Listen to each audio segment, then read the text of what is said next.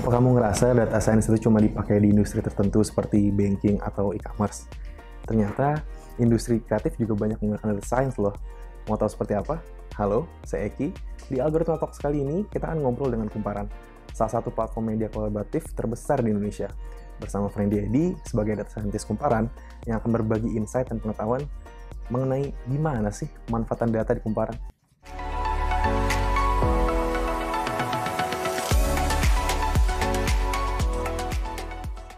Boleh perkenalkan diri dulu nih Mas Friendly.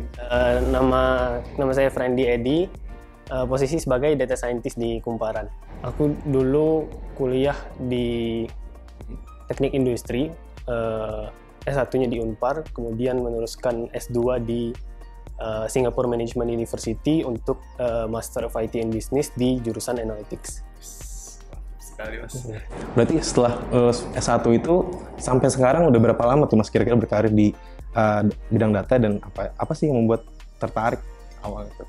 Lama karirku itu udah sekitar 4,5 tahun sih kalau sampai sekarang. 4,5 tahun itu di data science semua. Yang bikin aku tertarik untuk bekerja di bidang data itu karena di data sendiri ketika kita banyak menggunakan data itu kita bisa dapat hal yang lebih banyak lah. Terus karena aku suka matematika kan ya, aku suka matematika, terus aku juga suka teka-teki atau puzzle, terus aku suka yang berhubungan dengan logik, dan pekerjaan di bidang data itu biasanya berhubungan sama hal-hal ini. Berarti kan secara problem dan segala macamnya itu mungkin perlu ngedengar dulu atau apa dulu ke beberapa stakeholder yang ada di Kumparan atau gimana tuh Mas? Kayak mungkin Mas Friendly bisa jelasin nih secara day to day data scientist di Kumparan tuh ngapain aja sih Mas? Secara day to day sih kita karena di Kumparan itu data scientist lebih banyak project base ya. Project base, jadi ya day to day-nya otomatis ngikutin project cycle-nya.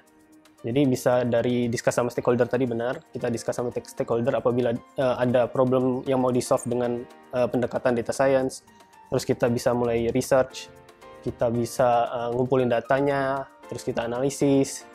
Day to day-nya itu lebih ke terus kita discuss lagi lah, atau kita propose solution dari kita tuh kayak gimana, discuss ke stakeholdernya, terus kita mulai develop solusinya, terus baru nanti kita presentasi hasil yang kita udah develop ini ke stakeholdernya lagi, dan terakhir mungkin kita evaluasi hasilnya kayak gimana.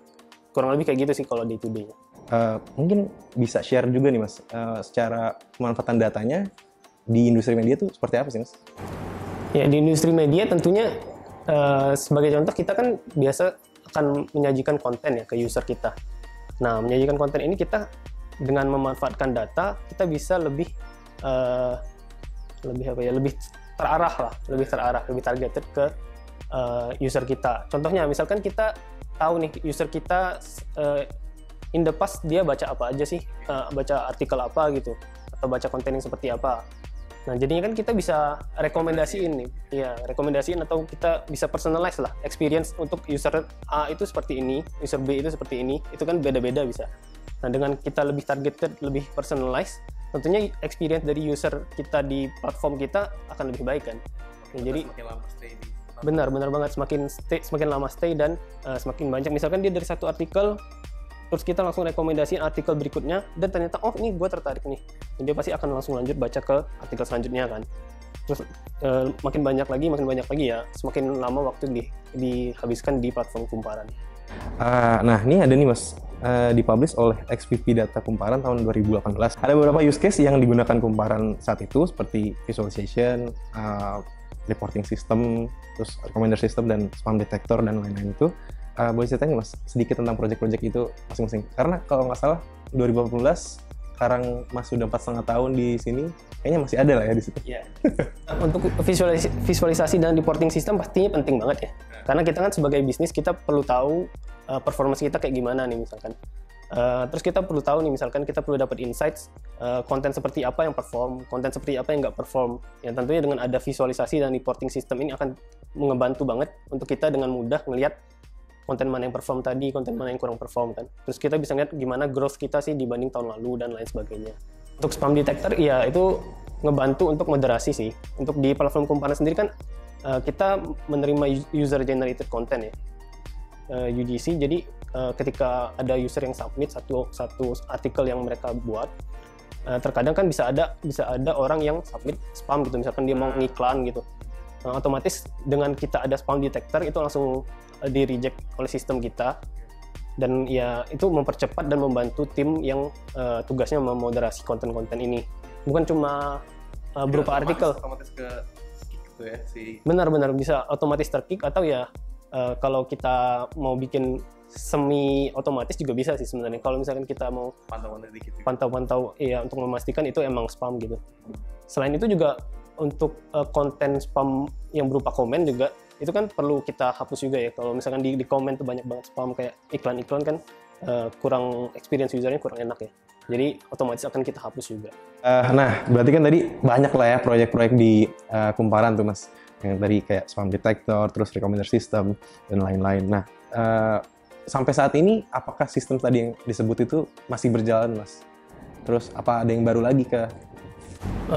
Untuk yang tadi yang udah disebutin semuanya masih berjalan sih sampai sekarang. Kalau untuk proyek-proyek baru ada beberapa yang berkaitan dengan NLP sih. Kalau karena kan Kumparan kan kebanyakan teks ya, kebanyakan artikel berhubungan dengan teks gitu ya. Kebanyakan berhubungan dengan NLP. Salah satunya itu ada typo checker. Typo checker ini ngebantu tim editorial kita. Jadi fungsinya itu ketika seseorang udah selesai menulis satu artikel, otomatis dia kan akan publish artikel itu.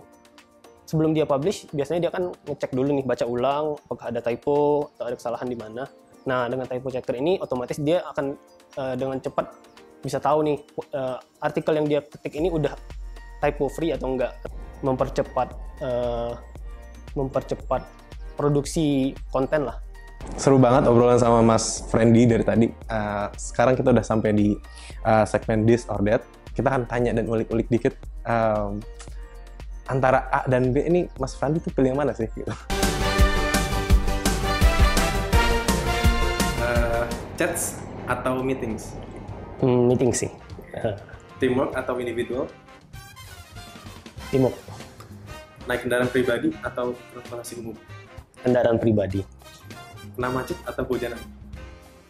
Kena macet. Morning coffee atau breakfast atau gorengan? Breakfast atau gorengan. Oke. Seru banget nih, Sobat Algoritma tadi ngobrol-ngobrol sama Mas Friendly. Mungkin kita lanjut aja ke pertanyaan selanjutnya. 4,5 tahun Mas, apa aja nih hal yang paling menyenangkan dan menyedihkan atau ya suka dukanya lah selama berkarir di data scientist, jadi data scientist ya? Hal yang menyenangkan pastinya ketika kita bikin sesuatu di suatu sistem atau kita build sesuatu tool misalkan ya, ketika di impact-nya kelihatan lah.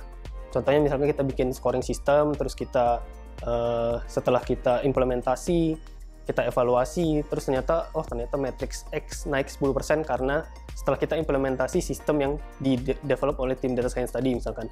Atau misalkan kita develop suatu tool, terus yang penggunanya ini ngasih feedback ke kita. Misalkan, ternyata tool yang di-develop ini sangat membantu banget untuk kerja kita jadi lebih cepat atau lebih baik lah. Jadi itu untuk hal yang menyenangkannya sih. Kalau untuk hal yang kurang menyenangkan atau menantang ya mungkin ya kalau aku bilang, mungkin lebih ke ini sih, lebih ke data collection sama data cleaning. Itu karena untuk punya data yang reliable itu terkadang sulit, dan data cleaning itu juga termasuk salah satu proses yang lumayan penting karena ketika kita menggunakan data yang masih kotor atau masih yang salah gitu ya, atau masih kurang bersih, pastinya nanti outputnya juga akan salah. Jadinya ya 2 kali kerja, terus hasilnya itu nggak memuaskan. Kalau data cleaning ini biasanya itu dalam kita analisis, sebelum kita melakukan analisis itu salah satu proses yang lumayan banyak memakan waktu sih kalau menurutku. Jadi itu salah satu yang paling menantang sih kalau menurutku. Kalau misalkan secara tips and trick buat mereka nih yang mau, buat Sobat Algoritma yang mau jadi data scientist, itu apa tuh Mas tips and tricknya? Tips and trick ya, mungkin yang pasti yang pertama belajar hal-hal yang terkait, skill-skill yang terkait dengan data science ya. Seperti machine learning, terus belajar programming language yang common digunakan untuk data science seperti R atau Python. Untuk mempelajari ini ya bisa dari online course atau ikut bootcamp atau ikut kelas data science lah, itu bisa. Terus mungkin satu tips lain itu kita harus punya data oriented mindset gitu kalau menurutku.